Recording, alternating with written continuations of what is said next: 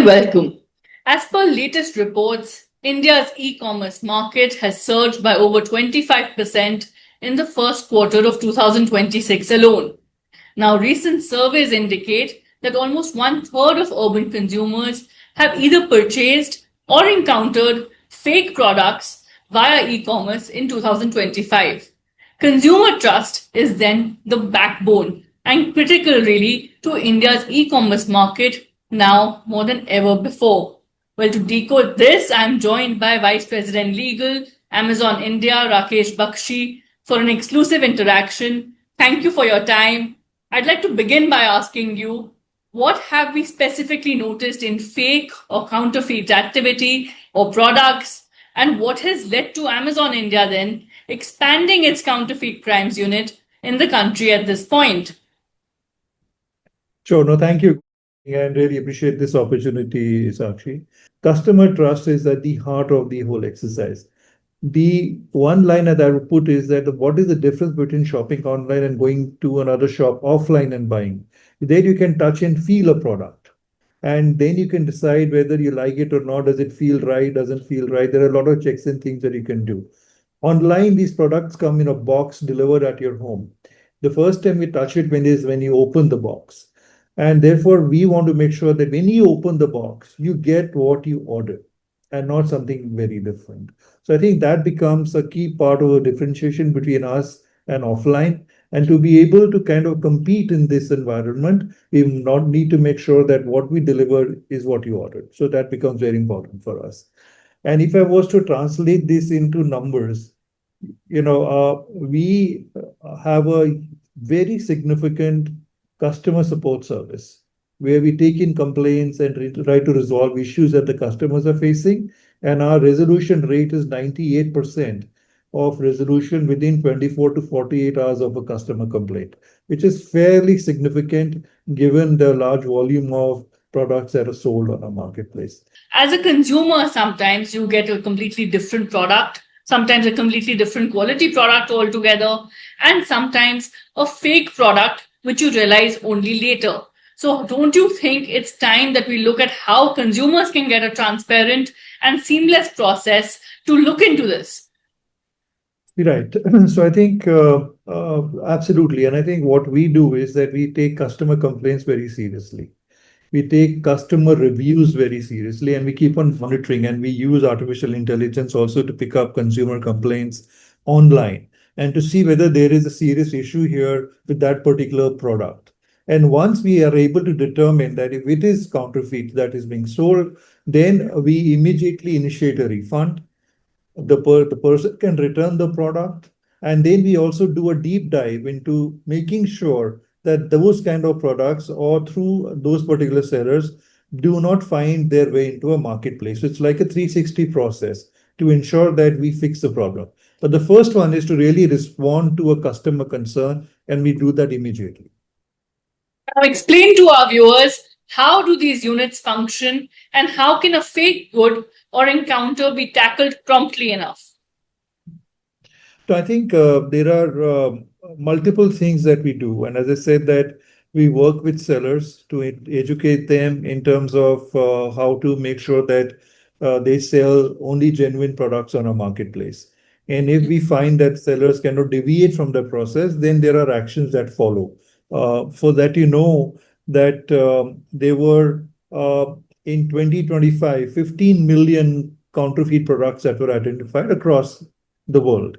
And they were taken down and actions were taken. And from 2020, more than 32,000 sellers, again worldwide, have been prosecuted by Amazon for selling fake products. So it's not only that we work at the customer end and make sure the customer is made good, we also work at the back end. So to make sure that the sellers that we are onboarding go through a verification process, and if they are not selling the right product, action is taken against them.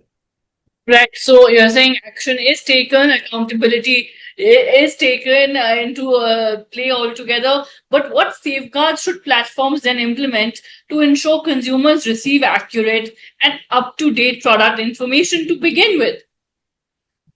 I think there is, as I say, firstly, you have to tackle various parts of the channel. If you look at the nature of counterfeit products, it's a very global problem. It's not an India specific problem. And I think there are people who manufacture counterfeit products, and there are people who distribute them, and then there are people who sell them, and then there are people who receive them. You have to divide this chain into multiple pieces and make sure that you tackle each piece separately to be able to make sure that the whole supply chain is something that is working well, and that there is minimal entry points that can be there for any counterfeit products to come in. So that is how we tackle it across the entire chain, and working with law enforcement and the counterfeit crimes unit is going to be about that. So it's going to be specialized people who are going to come with law enforcement background. They will be lawyers, they will be law enforcement people. They'll do analysis, they will do checks and balances, they will look at activity on the marketplace, and then they will go and work with law enforcement to enforce counterfeit actions against counterfeiters at that point of time. That's the purpose, specific role of this unit. And I think why, to your earlier question, it has come up in India now is only because the global nature of the problem, and India now has become a size of a marketplace that we want to ensure that there are good products that are sold to consumers, and their trust in Amazon as a safe shopping experience continues to rise. Right. Now, from an e-commerce perspective, I want to understand from you how different is the counterfeit activity problem in India to the rest of the world? I think in India, there has to be a lot more awareness and education and training across the board. And I think we are working on these elements to it. So, education, I mentioned to you the I4C partnership with the Ministry of Home Affairs, Scan Smart India, and there are certain initiatives that we are taking. There is going to be training that we will come out with training modules for law enforcement agencies on how to identify and prosecute counterfeit cases. So that is going to be a big part of that. And then there is going to be the partnership that we establish with the premier law enforcement agencies in India to work with us to be able to make a mark on this problem. We are also open to collaboration across marketplaces to be able to go and make sure that it just becomes a very small, secure e-commerce play for every consumer that wants to go and shop online.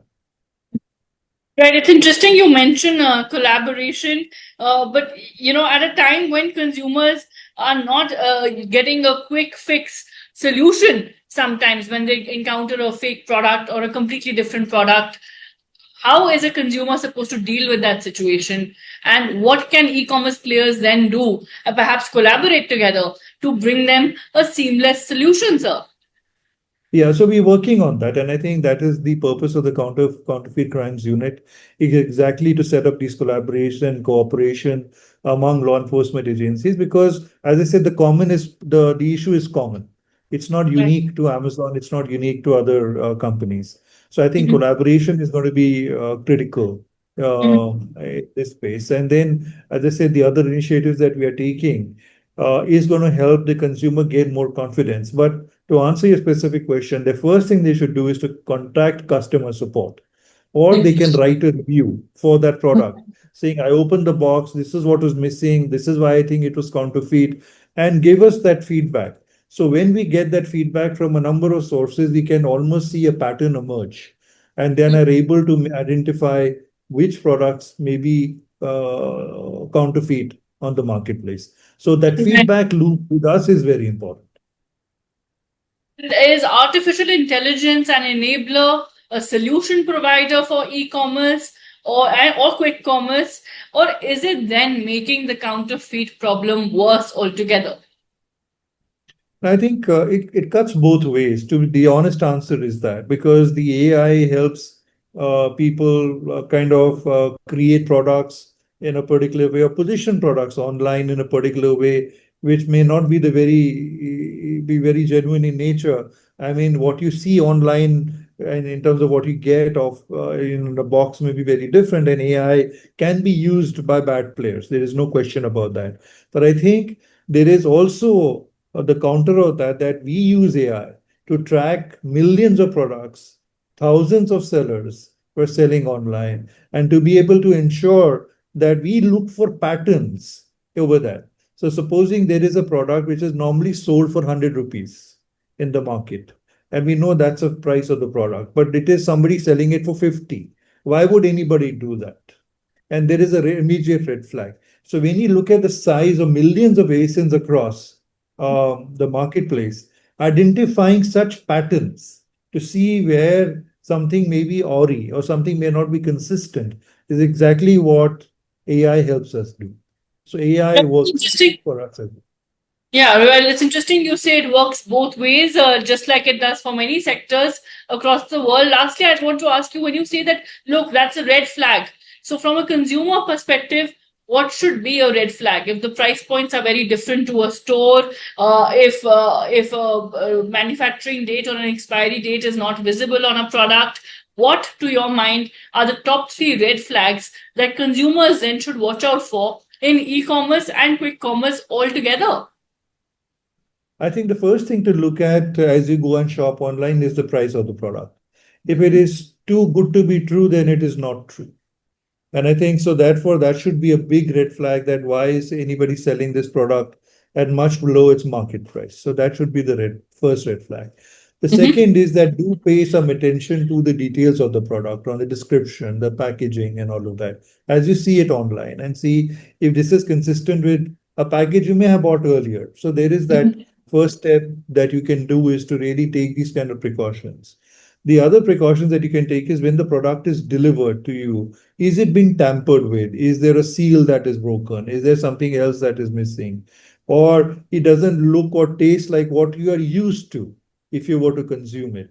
And I think those are the indicators that you should look at various stages of your buying journey to ensure that what you get is what you see is what you get. And for example, trademarks. Sometimes you will see that the trademark is Louis Vuitton, maybe Louis Vuitton, and you can make out that this doesn't look like to be the right genuine product. So look for trademarks, look for other things as you buy a product, and see if somebody's trying to mislead you into buying a product which it is not. So those are the things. So being more aware, being more alert, is the first part of the whole journey. Examining the product when the product comes to you, and if you feel, even if you feel, and you have a suspicion, report that product and say that it doesn't look like it's genuine. I think that's the third thing that you can do. Right. Be aware, be alert, be prompt in reporting anything that seems like a red flag.